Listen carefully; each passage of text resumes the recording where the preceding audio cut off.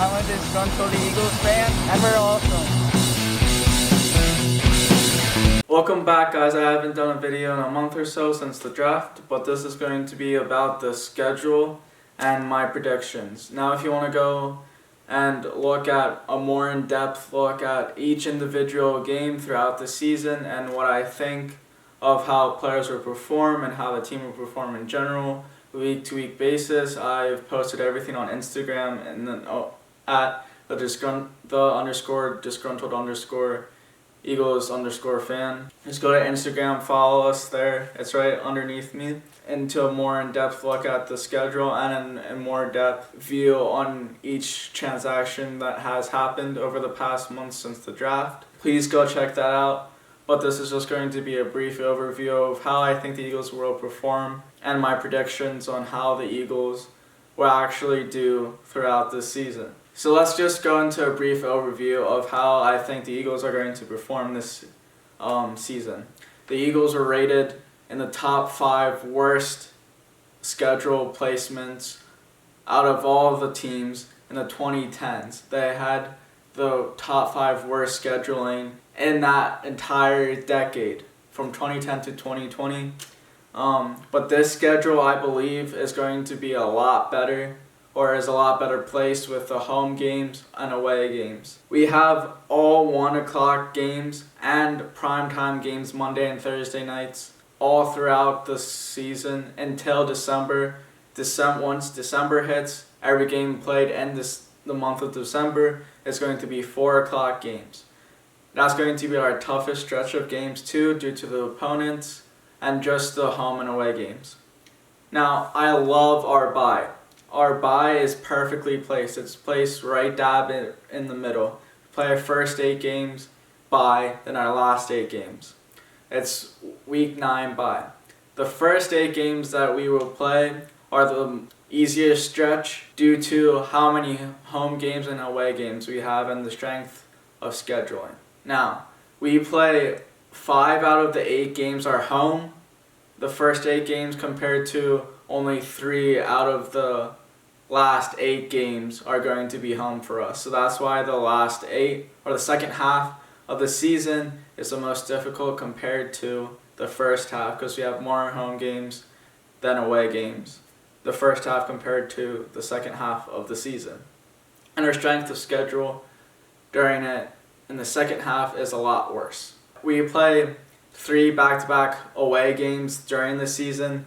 Those games are the 49ers, Steelers, Giants, Browns, and then Cardinals, Cowboys are the back-to-back away games, but we don't have any longer active streak with away games. It's only back-to-back games is the most away games we're going to play in a row.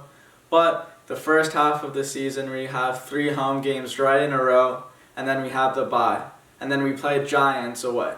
So that stretch is going to, I believe, going to get us the most wins, and the 3 home games is a perfect transition into the bye.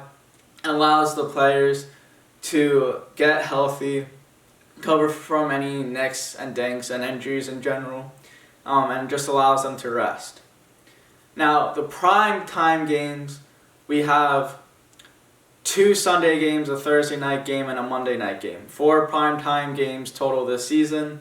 I think we had a lot more last year. First primetime game is going to be Sunday night at 8:20 against the 49ers, October 4th, coming at week 4. That is going to be a difficult game. I have us losing that game against the 49ers brutally because it's a Sunday night game and we're playing away. The 49ers play great at home. It's going to be challenging defeating them, especially our primetime game. The second primetime game is the Thursday game, week 7, against the Giants.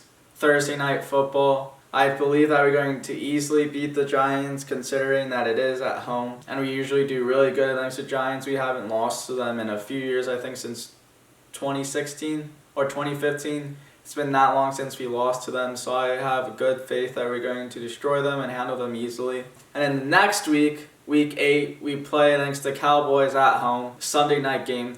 That stretch is really good because it's a Thursday night game and then it's a Sunday night game. It allows the players to get a lot of rest because usually it's a Thursday night game and then it's a quick Sunday night game. Or it gives them more of a rest since it's a night game compared to a 1 o'clock game, so they have a little bit more rest. So yeah, they have a couple more hours of rest, the Thursday night games, and then usually once they play the next week, they usually have a lot of rest, but they get a few more hours of rest in between there.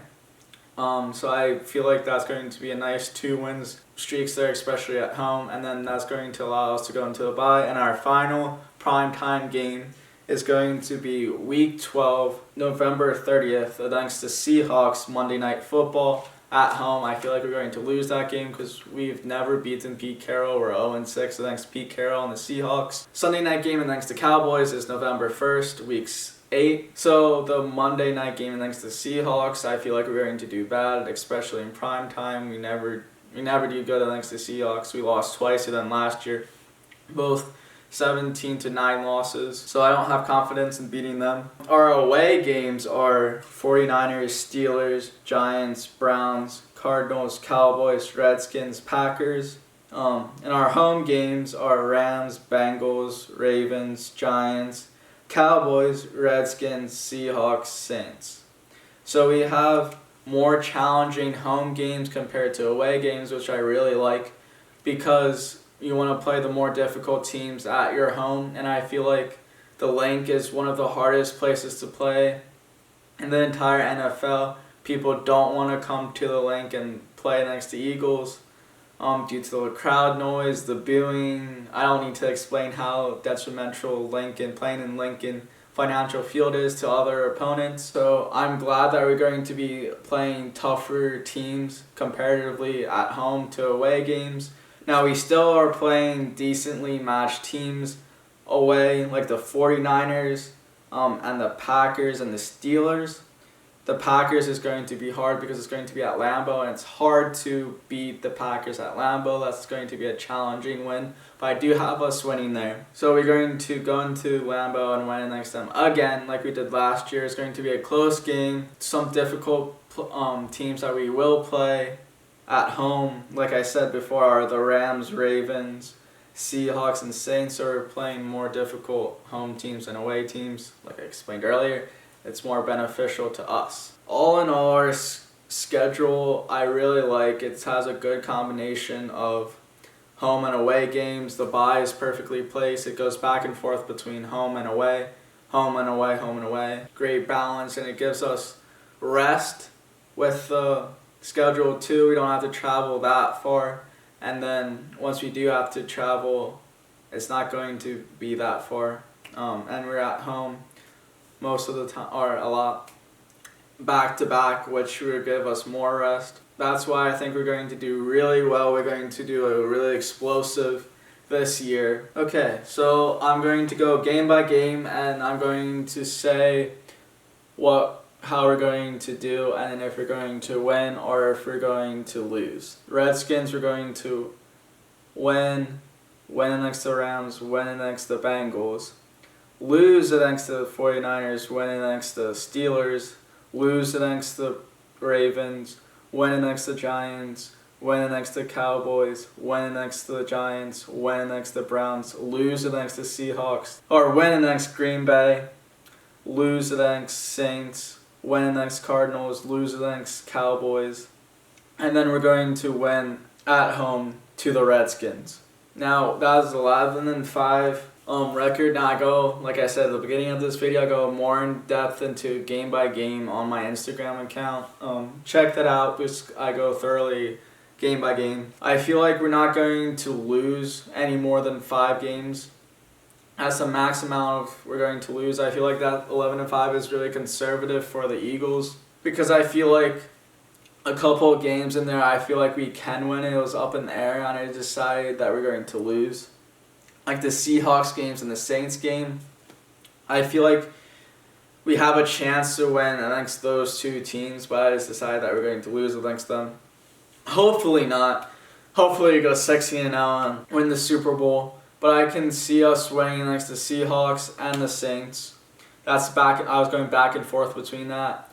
But I can also see us losing next to Packers. 2, since it's at Lambeau, and that's always difficult. We always had really difficult time beating the Packers, especially at Lambeau. So yeah, so that's my game-to-game predictions. I predict we're going to go 11-5 or better. I don't think we're going to do worse than 11-5. So yeah, I feel like that's a pretty solid score or a record. I feel like we're going to go deep into the playoffs, possibly the Super Bowl run. The only way that we're going to be able to achieve anything this season is if we stay healthy. I feel like we're going to be one of the best teams in the league if we just stay healthy. Our kryptonite was getting injury prone the past 3 years. We just couldn't be able to run away from the injuries, and I feel like our luck has to turn where we have to be, our luck has to change, where we have to not be injury prone anymore, because like our bad luck with being injury prone is just really absurd. We've probably the most injury team last year. If we weren't as injury, I feel like we could have went deeper into the playoffs. But if we stay healthy, which we are, I explained that last video, we got younger, we're going to stay healthy. If we stay healthy, we can make a deep playoff run, in which I think we will, because our older guys left. All in all, the schedule is really balanced for us. It's probably one of the easiest schedules that we had in the past decade or more. Now, we won our division last year, so we have the tougher opponents, like the Saints, the Ravens, the first place teams. We are going to play against them because we did win our division last year. The first place team of each division plays the or has tougher opponents, plays the other first place teams in different divisions. We have the 8th easiest schedule in the entire league, so that's also going for us, which is really good. I think it's because the combination of home and away games, not necessarily our opponents, but I feel like our opponents are a little tougher, but I feel like if we can stay healthy, we're better than most of them. Schedule released 11-5. I'm just going to go do some tidying up with the free agencies that I forgot to go over. Nelson Agholor, I know this is very old news, but Nelson Agholor did go to the Oakland Raiders. I don't think I said that in previous videos. He's an Oakland Raider now. I feel like that's a good move. He hasn't been really playing that well. The Philly fan base hasn't been supportive of Nelson Agholor throughout his entire tenure, except for the Super Bowl run. He's dropped passes last year that were crucial. He's just not been playing to the level that he should be able to be playing as a first-round pick. He's just not playing like he should be playing, especially with the amount of time he's been in the league. He only had one really good season, and that was in the 2017 season, the Super Bowl run. That was the only memorable season where he really did well. So I feel like that was a good move by releasing him. So yeah, that just adds to younger guys playing and up-and-coming receivers for the Philadelphia Eagles. But I also feel like our more memorable guys are leaving the Eagles, like Jason Peters, Malcolm Jenkins, Darren Sproles, Nelson Agholor. I feel like the past few years, ever since the Super Bowl and even a little bit beyond, we have been just trading away a lot of our older guys and more memorable guys. So my sentimental value to the team is less and less with the departure of some of those older guys, because I feel like there's ever-changing with these 1-year deals, 2-year deals, ever-changing. It's just changing and changing. I can't really get attached to a team. The only players that have really stayed on the team so far have been Carson Wentz, Zach Ertz, the O-line, and that's like about it, because we've just been changing so rapidly that I can't really get a sentimental attachment to each individual player because of how fast they're changing, and I just want some of the players to stay on the team for a long amount of time, and hopefully some of these younger guys are going to be able to stay on the team and get those long contracts and want to stay for Philly, and that's the gist that I've been getting with the younger guys, and the people want to play for the Eagles, so I don't think we have to worry about that. But like the sentimental value is getting less and less with the team, because we're getting rid of the long tenured guys, the ones that have been around for a long time, so it's sad to see those older guys leave. And Nick Foles to the Bears. This is not Eagles news, but kind of is. Nick Foles got signed to the Jaguars for like a $80 million plus guaranteed amount. to the Jaguars last year, and just 1 year later, after signing a 4-year contract with the Jaguars, he signs with the Bears. I don't think Nick Foles is worth $80 million, and the Jags found that out, and the whole league found that out, that Nick Foles is a weird quarterback. He has these spurts where he goes on these really explosive, like 4 or 5 play games, like in the 2013 season, the Super Bowl run, where he's just like the best quarterback in the league at that time, but then he just drops off the face of the earth and just like plays like a backup quarterback. I'm really sad that that happens to him. I want him to succeed in this league, and I'm sad that he didn't succeed in the Jaguars. He is playing on the Bears. I don't know if he's going to start or not. It's a very difficult starting position in the Bears. It's up in the air with Trubisky and everything. So I'm sad that he went to the Bears. Here are the numbers for each rookie that got drafted in the draft. Jalen Reagor, number 18. Jalen Hurts, number 2. Davion Taylor, 52. Kavion Wallace, number 42. Jack Driscoll, 63. John Hightower, 82. Sean Bradley, 54. Quez Watkins, 80. Prince Tega Wakuhu, sorry for butchering that name, 72. And Casey Toho, number 56. So that's all the housekeeping. Not really much exciting news in the free agency, but we did get our schedule, and I went in depth about the schedule. So yeah, we're gonna go 11-5. Next couple days, I'm going to do a rumors video on McCoy and Freeman, so keep an eye out for that. And thanks for watching.